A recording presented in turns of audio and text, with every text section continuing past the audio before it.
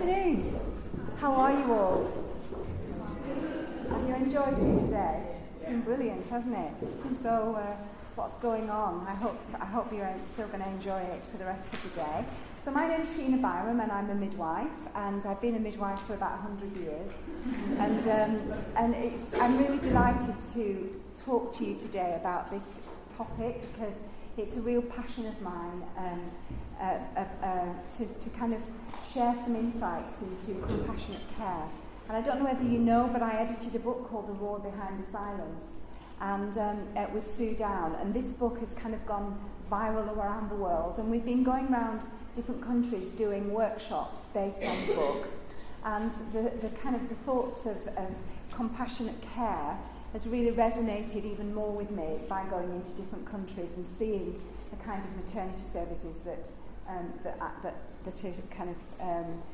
are being delivered in different countries. So I just want to start off by saying this is what we want. This is what we think of maternity services, isn't it? Where you have a healthcare professional, either a doula, a midwife, a student, or an obstetrician that's really giving compassionate, gentle care or nurturing care to a woman and her baby and her family. And that's what we have in our mind, and I think that's what most of us come to work to do on a daily basis, is to deliver that kind of care.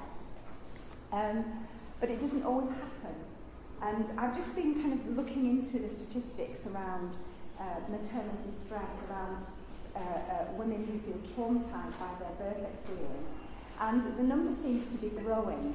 And whether that's because we're asking women more, I'm not sure, but definitely birth trauma is high on agendas, especially when you look on social media. There's always someone talking about their traumatic birth experiences.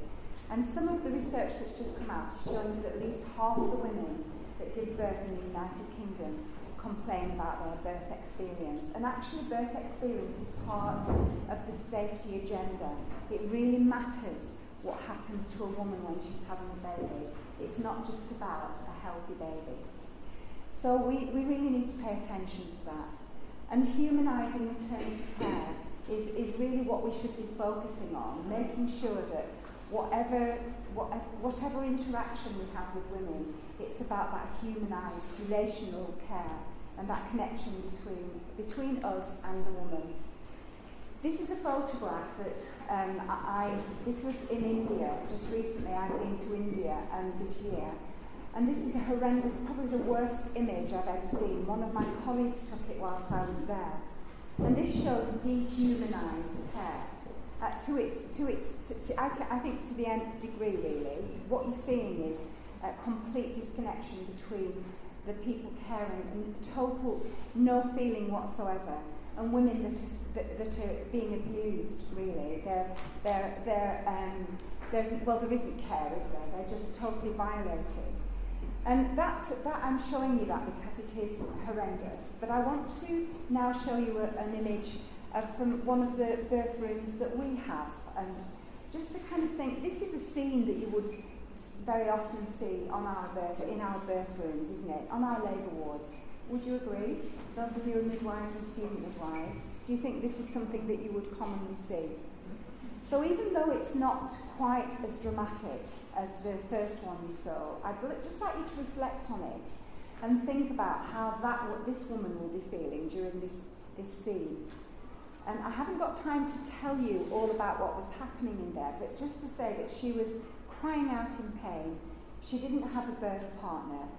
And even though the midwife and the doctor are really busy doing their jobs, she's feeling distressed in this situation.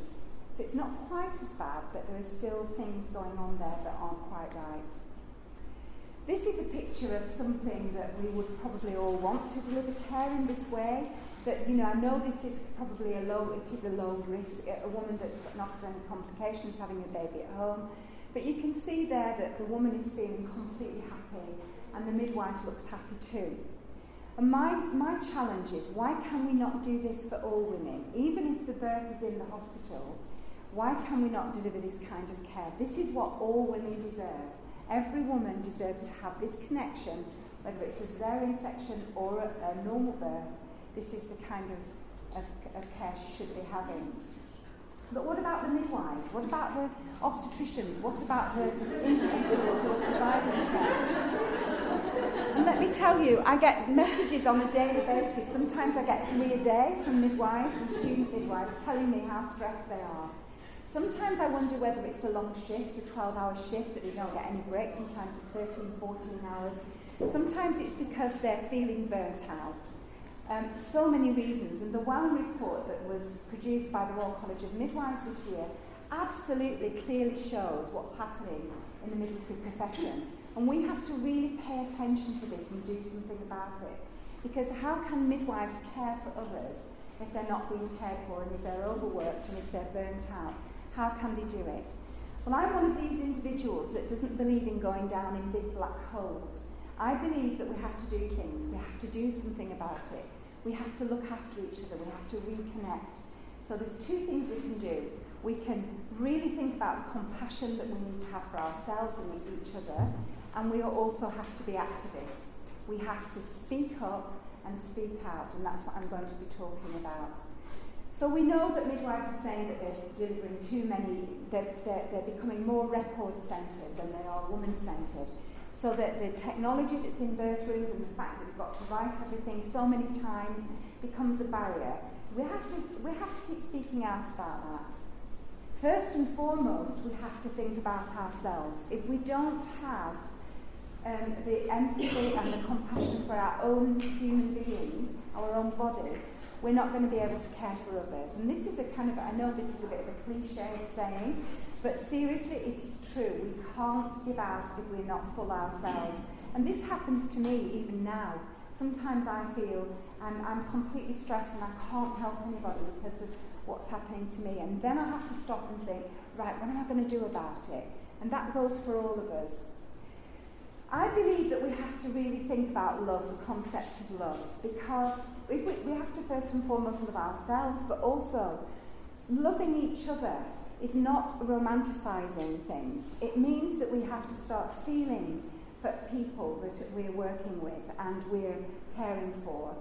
And I'm going to kind of tell you a little story shortly about someone who has looked into all the research evidence around this, and that actually the more you care doesn't mean that you're going to burn out more, that it actually kind of comes back to you. And I think that, I've just been ill recently. I was very seriously ill in hospital, and I actually nearly died. And one of the things that I connected with were the nurses that I felt loved me. And they were all busy. Everybody was busy. It was a really hectic ward. But the nurses that I used to listen for their voices because I knew who they were. And they were the ones that kind of came in the room and gave me eye contact and smiled at me and said, how are you today? Is there anything I can do? Or they fixed my oxygen, or they got me a drink. They spent time with me. Sometimes it was only 5 minutes at the beginning of the shift. But that 5 minutes meant that I didn't keep ringing my bell. And then there were others that were really nice, but they used to walk out as they were asking me how I was. So I knew they were busy, and they said, "Hi, Sheena, how are you? How are you? You're all right." So it's that kind of I knew the difference. But the thing is, the ones who were kind to me, they didn't seem burnt out, and also they didn't seem busier. So it actually saved them time by investing time at the beginning of the shift. And I absolutely adored them. They made me better. They were the ones who made me better, and I felt safe when I heard their voices. So the love that we have, it's not about being in love, it's about loving what we do, loving the women we care for, and loving each other. And I really do believe that that's the way forward. And being kind is not, being kind to each other doesn't take longer. I remember the shift leaders when I was a busy midwife on the labour ward, the ones who obviously have to have the right skills and be competent, but the ones that made the difference were the ones that touched me on the arm and said, "Do you want a cup of tea, Sheena?" Even when it was mad. They'd bring one to the room for me. The ones who really cared. So be kind. Look after each other. Really, really look at, those people that you're working with and the women that you're caring for.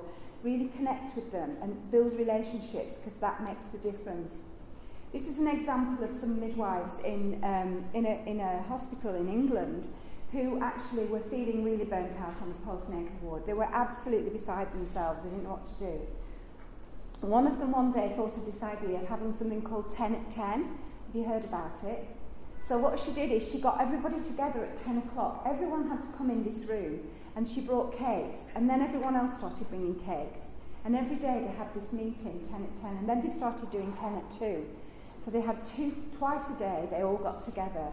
And she said it completely changed the culture because they started to look after each other. They started to understand each other. So this is a really busy postnatal ward. She's written about it actually, and we've just published it on All for Maternity blog. One of the other things that I'm really passionate about is giving authentic, positive feedback to our colleagues. And this is not about saying, oh, you're fantastic, you, I love you. This is about saying, do you know the way you cared for that woman, the way I saw you, turned the lights down, the way you connected with her, and the way you had that beautiful interaction really made a difference. And I know what I've done in my career is seen that work so beautifully, and someone taught me how to do it. Then I started to do it, and I remember doing it to an obstetrician who'd done this fantastic consultation with a woman who was distressed.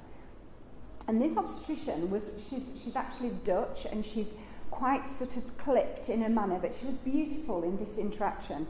And I went to tell her, like backstage, back in the antenatal clinic, I went to tell her, and I said to her, do you know, Rinika, the way you did that was just so beautiful, and I wished I'd have filmed it, because I'd love to show other doctors and midwives how you did it. It was brilliant. And she said to me, Sheena, you're so over the top.